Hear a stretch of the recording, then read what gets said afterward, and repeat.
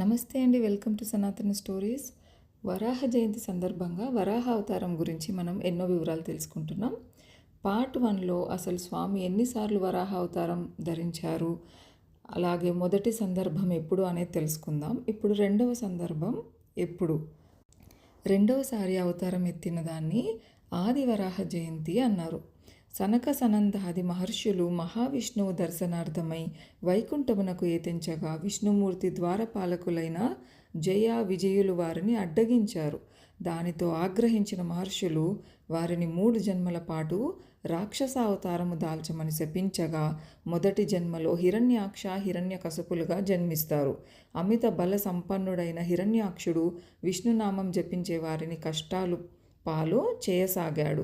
ఒక సందర్భంలో భూమినంతటినీ చుట్టి పాతాళ లోకంలో పడేశాడు.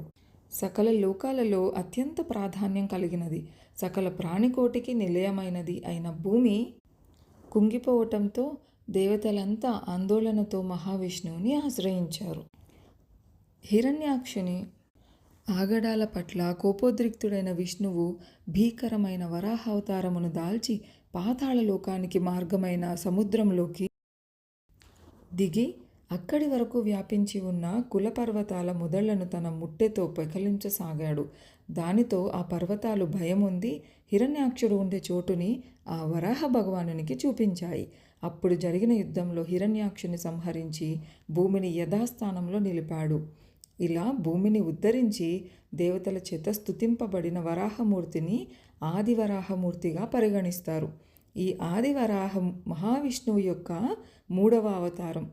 ఈ పండుగ భాద్రపద మాసంలో శుక్లపక్షం 3వ రోజున భాద్రపద శుక్ల తృతీయ రోజు జరుపుకుంటారు. కుంగిపోయిన భూమిని తన నాసికపై చంద్రుని నిలవంక వలె నిలిపి కాపాడిన వరాహావతారమైన శ్రీహరికి జగదీశ్వరునకు జయము జయము. జయదేవ.